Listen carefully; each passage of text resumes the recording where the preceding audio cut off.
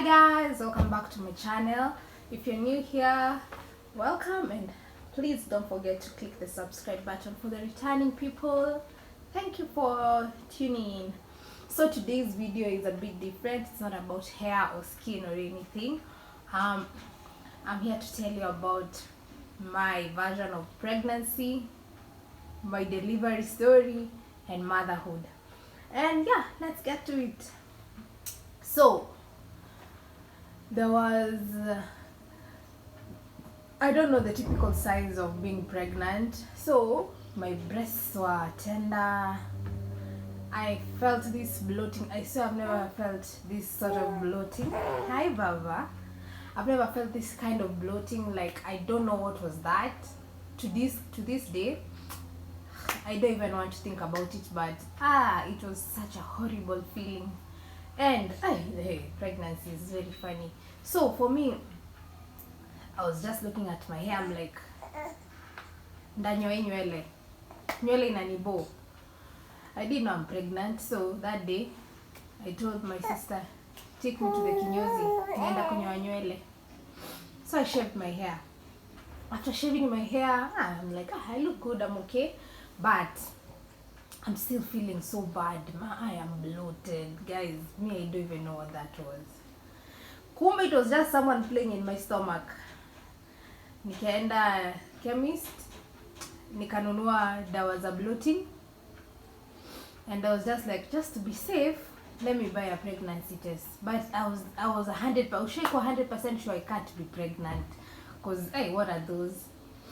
So nikaenda, I came back home with my shaved head. I'm a new girl, you know, a woman who shaves her head is about to conquer the world. I was feeling woo. So nilikuwa tunajambia nimeze hizi dawa za bloating nirudi poa. So nikazimeza, then I was just like, let me just pee on this thing. I bought those tests for 50 bob. Guys, kwani yote ilichukua 1 second. Shwa purple lines. Shwa one time. Hey, gosh, it was at this time that I knew, this is it. But I wasn't scared. I was like, wow, how do I tell my mom? But my sister was so positive. She was like, guy, I hope you're happy. I'm like, I don't even know how I'm feeling. Baba mtoto sijui namwambia aje, mama yangu sina job. But I was just like, all in all, I'm an old mama. I'm not old. I'm a young girl, but what is a baby? So I embraced it from that day. And let me tell you, when you get pregnant, you become like a small pastor. Not even pregnant. When you just give birth like this, you become a small pastor. You pray like no one's business. What? I didn't know. So me, bloating was the sign, was my pregnancy sign. And then there was, I'm a list girl, so I have written things down. I always write lists. Like me, I survive on lists. So there came trouble pooing. Kwenda choo inakuwa shida. I'm like asking my friends who are pregnant, kwani it was like this? Then they're like, no. But by the way, everyone's story is different. Sorry. Everyone's pregnancy story is different.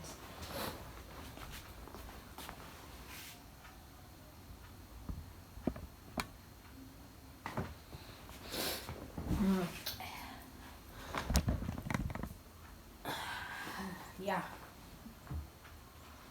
Then there comes people with all their advice. What is wrong with people? Even someone who's never had a child, wanakuwa advice. Sijui lazima uende clinic ya kanjo mapema.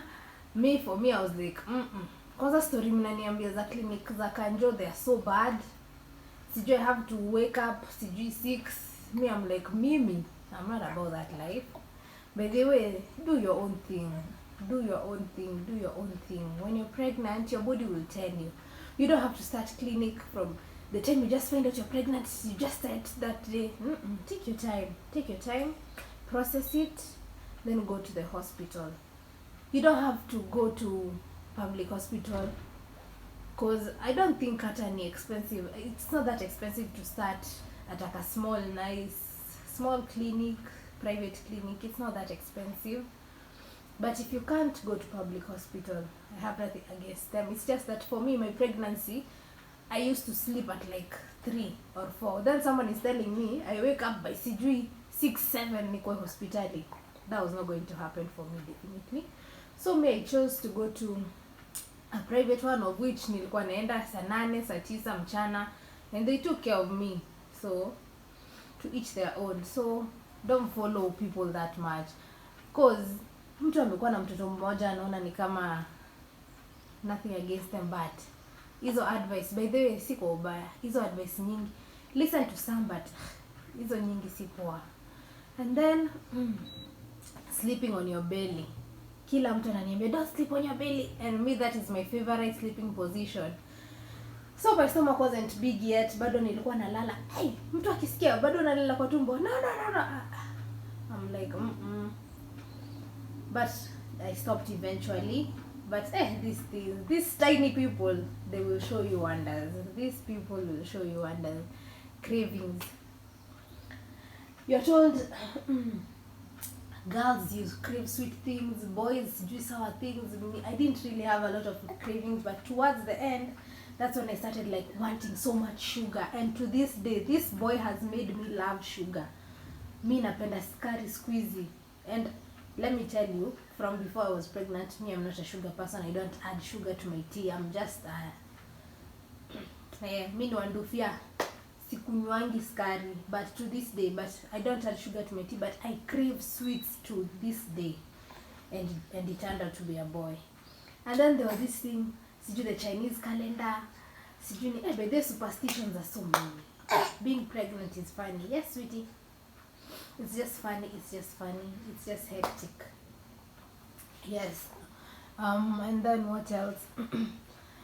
If you're having a girl, your face will get spoiled. And let me tell you, from the moment I learned that I was pregnant, uso yangu iliharibika. My face became so bad. So bad. Then I was like, wow, I'm having a girl, and I wanted 4 boys. Now, huyu amenitosha because of what I went through. I was just uncomfortable throughout my pregnancy. It wasn't. But I'm like, these people who are like, I enjoy my pregnancy. I'm having 5 kids. Kwani wewe? But anyway, everyone's story is different. So this boy, my face, aliharibu uso yangu.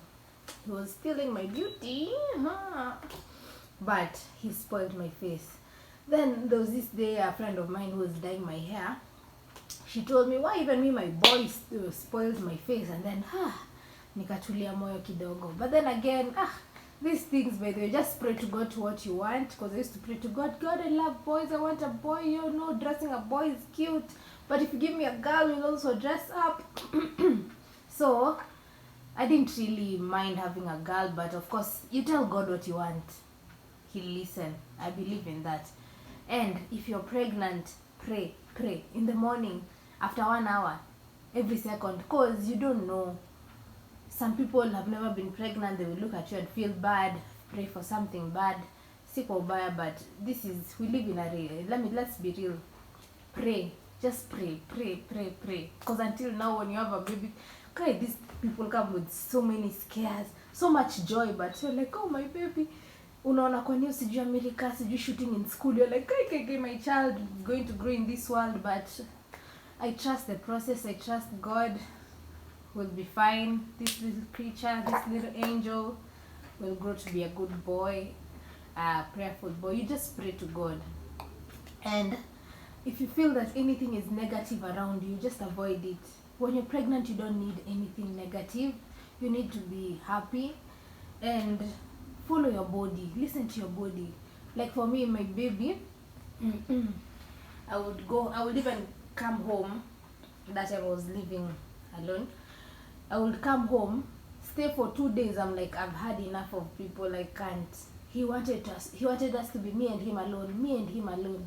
And also another thing that made me feel that I'm having a boy is I hated the father. I hated him. Sometimes I miss him. I'm like, hey, hi, come home. Nikimwona tu hivi. Rudi mahali umetoka. Please just go back to where you're from.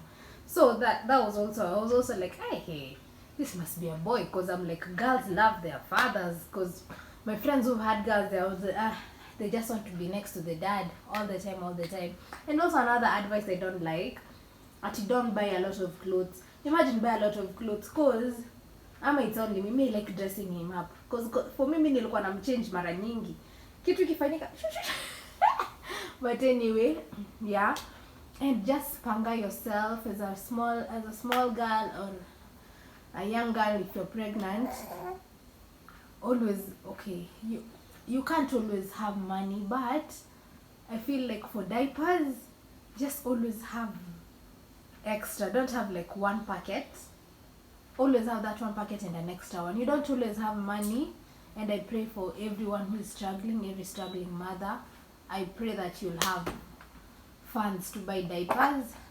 As for now, he hasn't started eating, but I know akianza kukula, that is another budget. But I pray for all of us women. It's a beautiful thing, and it's a beautiful life.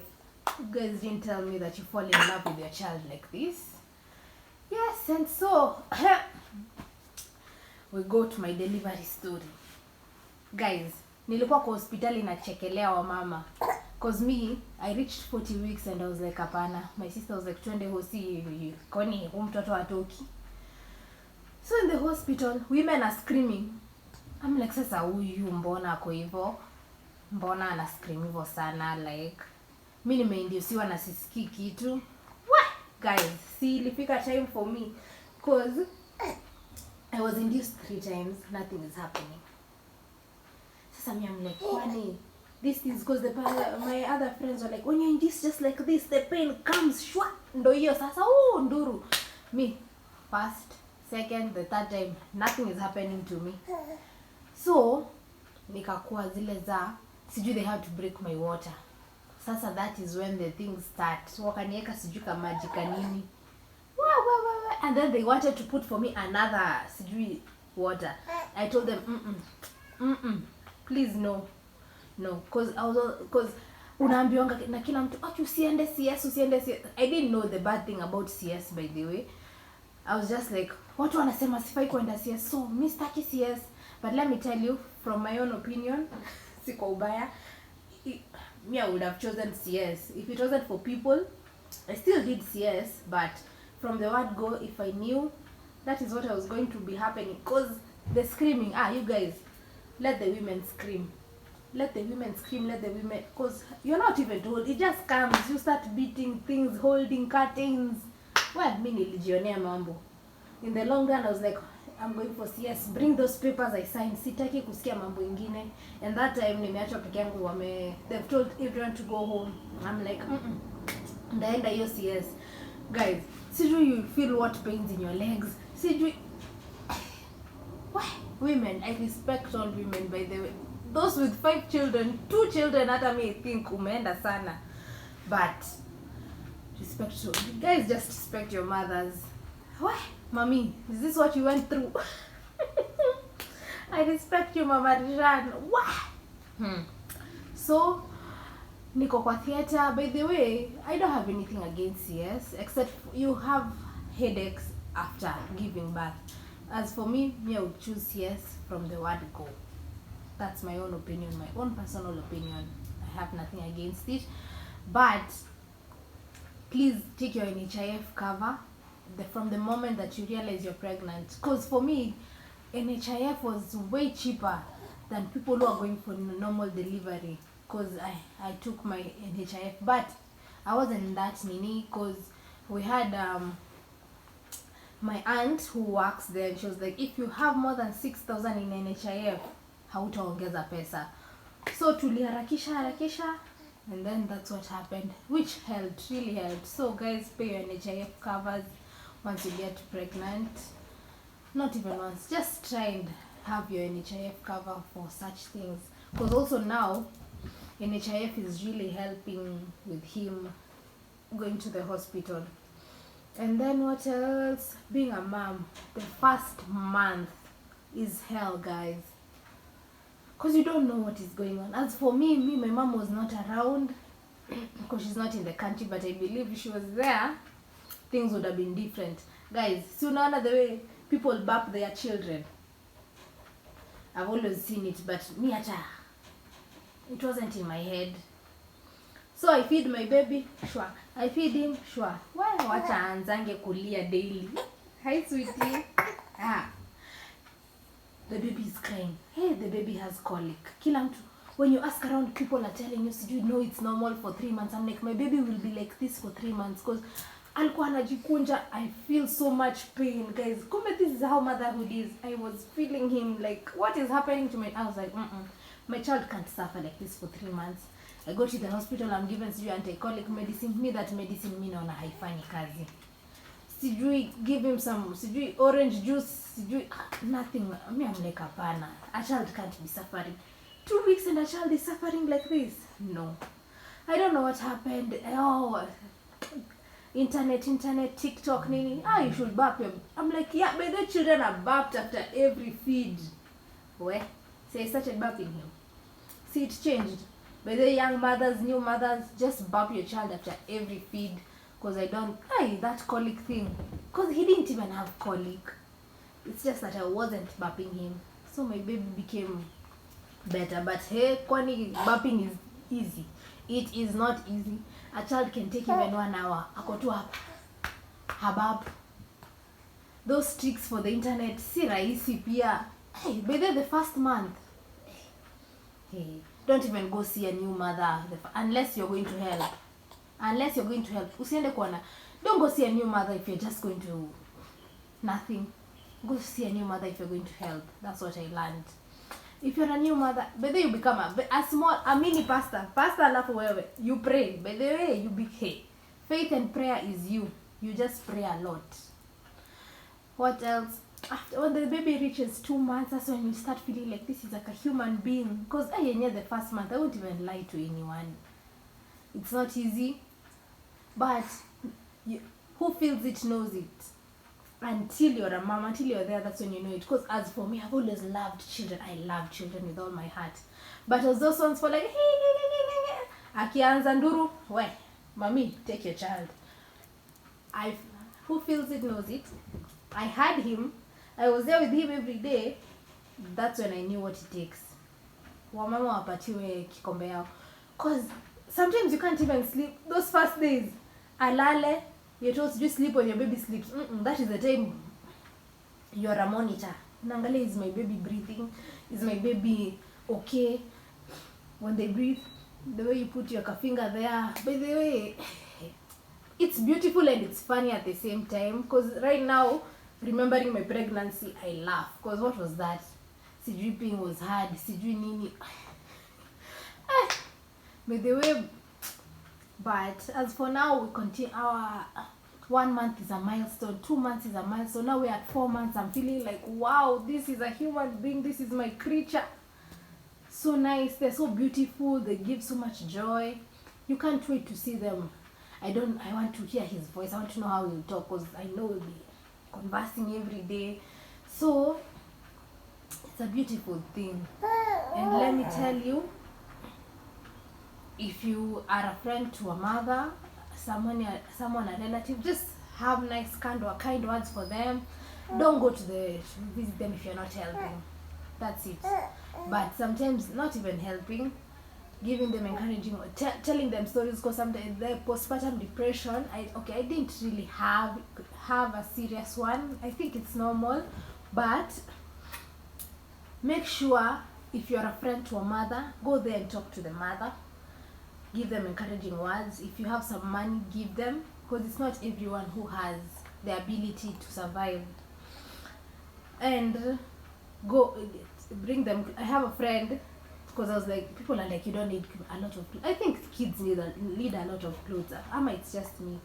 I have a friend who has a baby girl. See, and I insist kunipatia those pink things. I take some, but surely. But some of those clothes help on like rainy days, like today, like these days, the way the weather has changed. those clothes help, but stop giving me those pink clothes if you're watching this. I still love you. And stop telling a new mom lies. Like, I'll come, I'll bring you diapers. Don't do that. At that time, a woman just needs nice, good people, honest people, you know. And advice to young moms: do what you feel right is for you. Don't listen to people. That always works. And I think that's it for my pregnancy and my motherhood story time. I think I'll have, as we grow, he's becoming fussy, he's bored now. As we continue growing, I will share our small milestones. As for now, it's all God. And thank you for tuning in.